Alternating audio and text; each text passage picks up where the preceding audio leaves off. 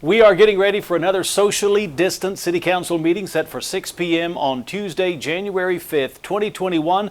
From Farmers Branch City Hall, this is the 125th edition of Council Countdown on FBTV. Hello again, everyone. I'm Jeff Brady. Now, during the next few minutes, we're going to review the upcoming City Council consent agenda and also run down a few other items on the regular agenda for the first meeting of 2021. So first, after a report on study session, members of the council will consider 9 items on the consent portion of that agenda. Agenda item I.1 is to consider approving the minutes for the regular meeting held December 15th. Agenda item I.2 is to consider approving resolution number 2021-011, amending the owner and lender contract forms attached to the final report of the City of Farmers Branch Property Assessed Clean Energy Program, or PACE. Now, the Texas legislature created the Property Assessed Clean Energy Act, or PACE, back in 2013 as a financing program to enable owners of commercial and industrial properties to obtain low-cost, long-term loans for water conservation, energy efficiency improvements, and distributed generation retrofits. The City of Farmers Branch adopted PACE in 2017. Now, specifically, it allows governing bodies to designate an area in which the local government and the record owners of commercial, industrial, and/or multifamily residential properties to enter into written contracts to impose assessments on the property to repay the financing of permanent improvements which decrease water or energy consumption or demand. The installation or modification by property owners of qualified energy or water-saving improvements will further the goals of energy and water conservation without cost to the public. City administration recommends adopting resolution number 2021-011. Agenda item I.3 is to consider excusing the absence of Mayor Robert C. Dye from the December 15th, 2020 City Council meeting. As a matter of practice, City Council has excused the absence of a City Council member when that member has a pre-noticed excusable absence. By excusing an absence, the City Council member is not penalized with using one of the 3 absences allowed in the City Charter. City administration recommends approving the absence of Mayor Dye from the December Council meeting. Agenda item I.4 is to consider approving resolution number 2021-005, extending the Mayor's I-35E Betterments Task Force Ad Hoc Committee. Now, the Mayor's IH-35E Betterments Task Force Ad Hoc Committee's purpose is to identify opportunities for improving mobility and aesthetics of the Interstate 35E corridor. This includes structural improvements, intersection design, sidewalks, hike and bike trail connectivity, landscaping, lighting, public art, and overhead utility relocation. The committee then makes recommendations as needed to the mayor and city council. The task force consists of 7 people, including the mayor, a representative from each of the Planning and Zoning Commission and Public Art and Culture committees, and staff members from various city departments as provided for in the resolution. These participants are appointed by the mayor, and additional appointees may be identified as needed. The mayor will serve as the chair of the task force. The task force resolution R 2020-025 dissolved the committee on December 31st, 2020, so it's the desire of City Council to extend the Mayor's IH-35E Betterments Task Force Ad Hoc Committee, it's a mouthful, to dissolve December 31st, 2021, this coming year, unless otherwise continued by resolution of the City Council. And City Administration recommends approving resolution number 2021-005. Now, agenda item I.5 is to consider approving resolution number 2021-007, approving a master agreement governing the Master Capital Improvement Program with Dallas County. On June 21st, 2011, the city entered into a master agreement governing transportation major capital improvement projects. And the city has been notified by Dallas County that a new master agreement between the city and Dallas County is now needed. So generally, the master agreement governs funding and how a project will be managed if the county participates in a local project here in Farmers Branch. In the event that the county contributes to a local transportation project, a provision of the master agreement calls for a project-specific agreement covering items which are specific to that particular project. This item supports the city's core value to provide functional, sustainable, and well-maintained infrastructure, facilities, and equipment. So, City Administration recommends approving Resolution number 2021-007. Agenda item I.6 is to consider approving Resolution number 2021-010, approving an economic development incentive agreement pursuant to the Commercial Facade Grant Program for 4600 McEwen Road. In 2012, a commercial facade revitalization program was developed and funded to encourage property owners to enhance the publicly viewed areas of their buildings. The program is set up as a single payment reimbursement to property owners per building or business. Facade grants are available with a minimum project value of $2,000 and a maximum reimbursement of $50,000 per grant unless otherwise approved by the City Council. Since the program's inception, 17 grants have so far been approved. Randall Dykes, owner of Front Porch Pantry and the property located at 4600 McEwen Road, has applied for the Commercial Facade Revitalization Grant. Now, the proposed facade improvements include new exterior paint, new canopy awnings over new entry doors and walkways, site paving and curb work, new exterior lighting, tenant signage, new fencing and entry gates, landscaping, and repair and replacement of old brick and masonry.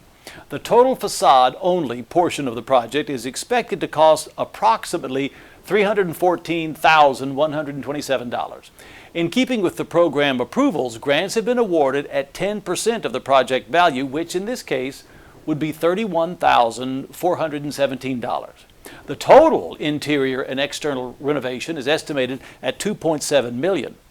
City Administration recommends approving Resolution number 2021-010. Agenda item I.7 is to consider approving Resolution number 2021-013, authorizing the execution of Residential Demolition Rebuild Program Incentive Agreement for the owner of the property located at 14325 Tanglewood Drive. In an effort to improve the quality of housing opportunities here in Farmers Branch, the City Council enacted this Residential Demolition Rebuild Program pursuant to Chapter 380 of the Texas Local Government Code. And it encourages the redevelopment of existing single-family detached residential properties with the construction of new, higher-value homes. Applicants Timothy and Karen Yarbrough are applying for the Demolition Rebuild Incentive Program for an existing residence located at the same address, 14325 Tanglewood Drive, which has an improved valuation, excluding the land value, of $128,980. The incentive for this price point includes a 5-year rebate of municipal taxes based on the difference between the original and the new home appraised value, again, excluding the land value, as determined by the Dallas County Appraisal District, plus a $10,000 cash grant. City Administration recommends approving Resolution number 2021-013.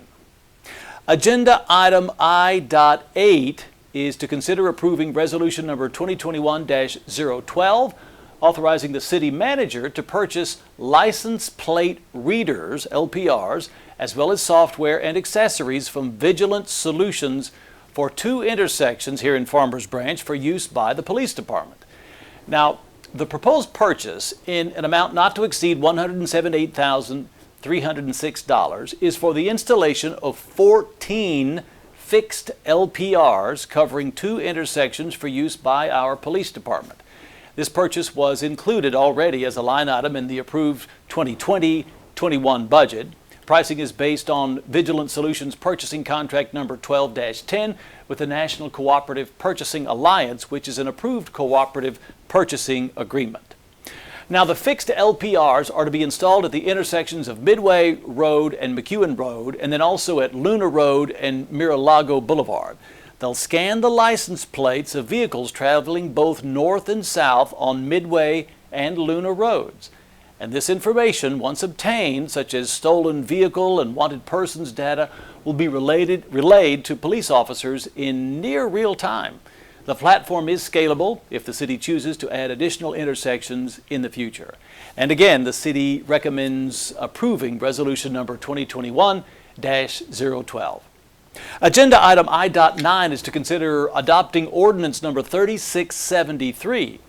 Now, the City of Farmers Branch Property Maintenance Code, Chapter 56, includes graffiti in the definition of nuisance and prohibits nuisances on all properties, but goes no further in terms of graffiti enforcement. And this lack of more specific regulations fails to comply with the state's requirements for graffiti enforcement and abatement. According to Texas Local Government Code 250, before a city can instruct a property owner to remove or paint over graffiti, that city must offer to do so free of charge. And then if the property owner fails to accept the offer, the city can proceed with enforcement and abatement of the graffiti nuisance, but only under strict guidelines provided by the state. The proposed ordinance here adopts the regulations required by the state, along with other regulations that hold third-party service providers accountable for maintaining their equipment, their instruments, and/or facilities free of graffiti, and this includes dumpsters and other trash or recycling receptacles, utility boxes, cable boxes, control boxes, pumps, beaters, switches, and signs. If the required state language is not adopted, the city can no longer enforce graffiti violations on private property. The proposed ordinance will amend Chapter 56 of the Farmers Branch Code of Ordinances and create a pathway for our code enforcement to address graffiti violations on private property and to better hold third-party service providers accountable for the maintenance of their equipment on public and private property. In the event of obscene or graphic graffiti that must be abated immediately or contractor unavailability, the Parks Department will provide immediate graffiti removal. And again, City Administration recommends adopting Ordinance Number 3673. And that's it for the consent agenda, and here are some other items coming up before the Council on their regular agenda. Agenda item J.1 is to conduct a public hearing and consider approving Resolution Number 2021-004 for a detailed site plan amendment with special exceptions for a restaurant retail development on an approximate 10.18 acre tract on the south side of LBJ Freeway, approximately 1,200 feet east of Luna Road, and discuss Mercer Crossing Development Performance Matrix. Agenda item J.2 is to conduct a public hearing and consider adopting Ordinance Number 3672, amending the Comprehensive Zoning Ordinance, including but not limited to amending Article 2.9, Accessory Uses and Structures, as it relates to accessory buildings and placement requirements. In addition, the Council may recess into closed session, but then will reconvene into regular session to take any necessary action. For more information on those items or the full agenda, you can always log on at farmersbranchtx.gov. And that'll do it for the January 5th agenda. But one final note, the Farmers Branch City Council wants to encourage citizen input from a wide cross-section of the community and to better organize the process. So, toward that end, beginning in January of 2021, anyone who wishes to speak before Council will need to sign up at least 30 minutes prior to the start of the regular Council meeting, typically 5:30 p.m. And that can be done either online or in person here at City Hall. And remember, while speaking, you need to be prepared to state your full name and address at the podium. Comments should be directed to the Council.